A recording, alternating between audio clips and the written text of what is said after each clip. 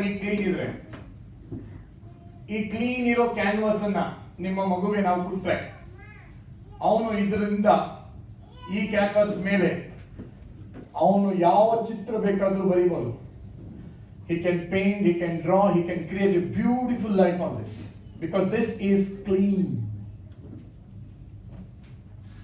ಅದು ಬಿಟ್ಟು ನಾವೆಲ್ಲ ಸೇರಿ ಮಗುವಿನ ಹಳೆ ಜೀವನದ ಬಗ್ಗೆ ಮಾತಾಡಿ ಅದು ನಾವಿಲ್ಲಿ ಬರಿತಾ ಹೋದ್ರೆ ಯು ಆರ್ ಲೇಜಿ,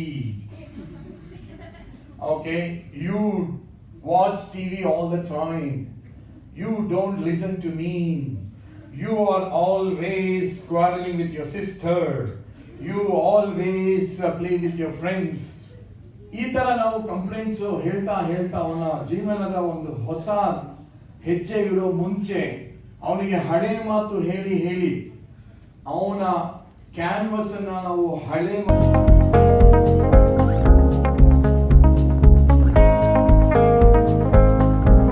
ಇವರು ಹೊಸ ಜೀವನ ಹೊಸ ಚಾಲೆಂಜ್ ಇಂದ ತಗೊಂಡು ಮಾಡಬೇಕು. ಹಳೇದು ಗುಡ್ ನ್ಯೂಸು ಬೇಡ, ಬ್ಯಾಡ್ ನ್ಯೂಸು ಬೇಡ.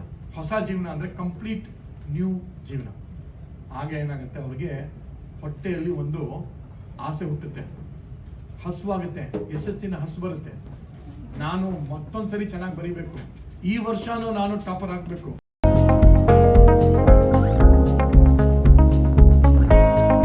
ಝೀರೋ ಇಂದ ನೀವು ಸೆಂಚುರಿಗೆ ಹೋಗ್ಬೋದು. ಒಂದು ಉದಾಹರಣೆ ಕೊಡ್ಬೋದಾ? ವಿರಾಟ್ ಕೊಹ್ಲಿ ಹಳೆ ಮ್ಯಾಚ್ ಅಲ್ಲಿ ಸೆಂಚುರಿ ಹೊಡಿದ್ದಾನೆ, ಲಾಸ್ಟ್ ಮ್ಯಾಚ್ ಅಲ್ಲಿ ಸೆಂಚುರಿ ಹೊಡಿದ್ದಾನೆ. ಆ ಮ್ಯಾಚ್ ಮುಗೀತು, ನಮ್ಮ ದೇಶ ಗೆದ್ದಾಯ್ತು. ನೆಕ್ಸ್ಟ್ ಮ್ಯಾಚ್ ಅಲ್ಲಿ ವಿರಾಟ್ ಕೊಹ್ಲಿ ಬ್ಯಾಟಿಂಗ್ ಮಾಡಕ್ ಹೋಗ್ತಾ ಇದ್ದಾನೆ. ಅವ್ನು ಬ್ಯಾಟಿಂಗ್ ಮಾಡಕ್ ಹೋಗ್ತಾ ಇರುವಾಗ ಅವ್ನ ಸ್ಕೋರ್ ಏನು?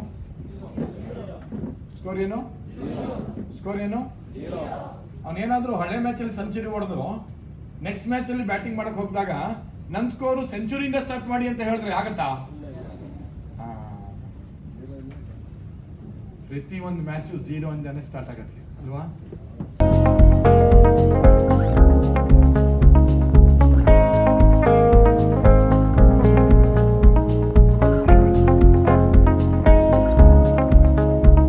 ಈ ಇಯರು ಹೊಸ ಇಯರು, ಹೊಸತನದಿಂದ ಸ್ಟಾರ್ಟ್ ಮಾಡಿ.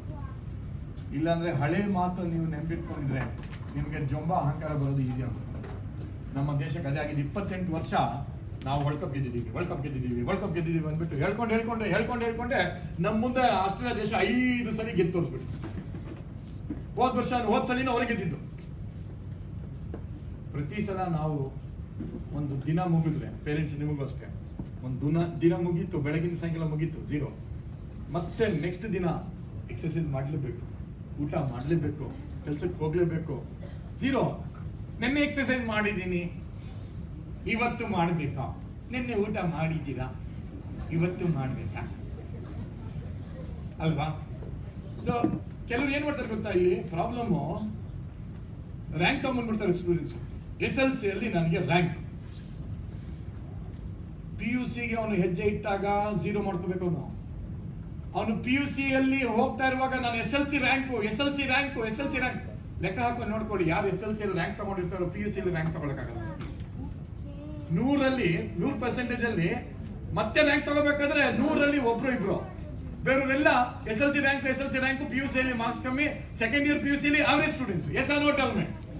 ಯಾಕೆ ಗೊತ್ತಾ? SLC ರ್ಯಾಂಕಿನ ಒಂದು ಮತ್ತು ಇಳಿಲಿಲ್ಲ. ನಾನು SLC ರ್ಯಾಂಕ್ ತಗೊಂಡಿದ್ದೀನಿ ಅಂದ್ಬಿಟ್ಟು ಆ ಮೈಂಡ್ ಸೆಟ್ ಅಲ್ಲಿ ಅವ್ನು ಪಾಠ ಮಾಡ್ಕೊಳ್ಳೋದು ಕೂತ್ಕೊಂಡ್ರೆ ಅಥವಾ ಕ್ಲಾಸ್ ರೂಮ್ ಅಲ್ಲಿ ಕೂತ್ಕೊಂಡ್ರೆ ಅವನ ಜೊಂಬ, ಅವನ ಅಹಂಕಾರ, ಅವನ ಅದೇ ಈಗೋನೇ ಪ್ರಾಬ್ಲಮ್ ಆಗ್ಬಿಟ್ಟು ಅವನಿಗೆ ಮಾರ್ಕ್ಸ್ ಕಮ್ಮಿ ಬರುತ್ತೆ. 0 ಮಾಡಬೇಕು. ನಿನ್ನೆ ನಾನು ಎಕ್ಸರ್ಸೈಸ್ ಮಾಡಿದೆ, ನೆನ್ನೆ ಕೆಲ್ಸಕ್ಕೆ ಹೋದೆ, ನೆನ್ನೆ ಊಟ ಮಾಡಿದೆ, ನೆನ್ನೆ ನಿದ್ದೆ ಮಾಡಿದೆ, ನೆನ್ನೆ ಬಟ್ಟೆ ಹಾಕಿ ಎಲ್ಲ 0. ಈಗ ನೆಕ್ಸ್ಟ್ ಬೆಳಗ್ಗೆ ಸ್ಟಾರ್ಟ್ ಆದ್ರೆ ಸೂರ್ಯ ಹುಟ್ಟಿದ ಕೂಡಲೇ ಹೊಸ ಜೀವನ. ಎಕ್ಸರ್ಸೈಸ್ ಮಾಡ್ಲೇಬೇಕೀಗ, ಊಟ ಮಾಡ್ಲೇಬೇಕೀಗ, ಕೆಲ್ಸಕ್ಕೆ ಹೋಗ್ಲೇಬೇಕೀಗ. 0 ಮಾಡ್ತೀರಾ? ಇಲ್ಲಾಂದ್ರೆ ನೆನ್ನೆ ಸಖತ್ತಾಗಿ ಎಕ್ಸರ್ಸೈಸ್ ಮಾಡ್ಬಿಟ್ಟಿದ್ದೀನಿ, ಇವತ್ತು ಒಂದಿನ ರೆಸ್ಟ್ ಅಂದ್ರೆ ನೆನ್ನೆ ಸಖತ್ತಾಗಿ ಊಟನೂ ಮಾಡಿದ್ದೀರಾ, ಇವತ್ತು ಉಪವಾಸ ಇಟ್ಬಿಡಿ ನೋಡೋಣ. ಅದು ಅದಿಲ್ಲ ಅಂದ್ರೆ ಇದು ಇಲ್ಲ. ಸೊ ಯಾರು ಸಾಯಂಕಾಲ ಮಲ್ಕೊಳ್ಳೋಕೆ ಮುಂಚೆ 0 ಮಾಡಲ್ವೋ? ನಿನ್ನೆ ನಿಮ್ಮ ಗಂಡನ ಜೊತೆ ಜಗಳ ಮಾಡಿದ್ದೀರಾ ನೀವು, ಅದು ಇದು ಅಂತ ಏನೇನೋ ಹೇಳಿಬಿಡು. ನಿನ್ನೆ ಮುಗೀತು, ರಾತ್ರಿ ಮಲ್ಕೊಂಡಿದ್ದೆ ತಾನೆ. ಬೆಳಗ್ಗೆ ಎದ್ದ ಮೇಲೆ ಒಬ್ರೊಬ್ರು ನೋಡಿದ್ರೆ ಸ್ಮೈಲ್ ಮಾಡಬೇಕು, ಹೊಸತನಂಗ ಸ್ಟಾರ್ಟ್ ಮಾಡಬೇಕು, ಮರಿಬೇಕದು. ಅದು ಬಿಟ್ಬಿಟ್ಟು ನೆನ್ನೆ ಜಗಳ ಆಗಿದೆ, ಬೆಳಗ್ಗೆ ಕಣ್ ಬಿದ್ದ ಕೂಡಲೇ ಕಣ್ ನೋಡಿದ್ರೆ ಸ್ಮೈಲ್ ಮಾಡಬೇಕಂತೆ, ಸ್ಮೈಲ್ ಕೇಳು, ಸ್ಮೈಲ್ ಬೇರೆ ಕೇಳು ಇವು. ಸೊ ನಿನ್ನೆ ಜಗಳ ಇವತ್ತು ಕಂಟಿನ್ಯೂ ಮಾಡಿದ್ರೆ ಆ ಜಗಳ ಶಾಶ್ವತವಾಗಿ ಹೋಗ್ತಾ ಇದೆ. ಚೆನ್ನಾಗಿದೆಯಾ? ಎಂಜಾಯ್ ಮಾಡ್ತಾ ಇದ್ದೀರಾ?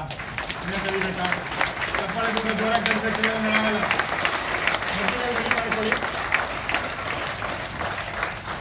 Batch leaders please pick up the material. ಈಗ ಪೇರೆಂಟ್ಸ್ಗೋಸ್ಕರ ಮತ್ತು ಸ್ಟೂಡೆಂಟ್ಸ್ಗೋಸ್ಕರ ನಾನು ಒಂದು ಮೆಟೀರಿಯಲ್ ರೆಡಿ ಮಾಡಿದ್ದೀನಿ. 10 ಇಂಪಾರ್ಟೆಂಟ್ ಪಾಯಿಂಟ್ಸ್ ಅನ್ನ ಅದ್ರಲ್ಲಿ ಹಾಕಿದ್ದೀನಿ. ಆ 10 ಇಂಪಾರ್ಟೆಂಟ್ ಪಾಯಿಂಟ್ಸ್ ಅನ್ನ ನೀವು ಸೇರಿ ಫಾಲೋ ಮಾಡ್ಕೊಂಡ್ರೆ ಮಕ್ಕಳಿಗೆ ಹೊಸ ಜೀವನದಲ್ಲಿ ಹೊಸ ರಿಸಲ್ಟ್ ಬರುತ್ತೆ. ಅದನ್ನ ನಾವೀಗ ಹಂಚ್ತಾ ಇದೀವಿ. ಆ ಮೆಟೀರಿಯಲ್ ಒಬ್ಬೊಬ್ಬರು ಸಿಗುತ್ತೆ. ನೀವು ಸ್ಟೂಡೆಂಟ್ಸ್ ಆಗಿರೋರು ಮತ್ತೆ ಪೇರೆಂಟ್ಸ್ ಆಗಿರೋರು ಒಂದು ಫ್ಯಾಮಿಲಿಗೆ ಒಂದು ಕೊಡ್ತಾ ಇದ್ದೀನಿ. ಈ ಮೆಟೀರಿಯಲ್ ತಗೊಳ್ಳಿ.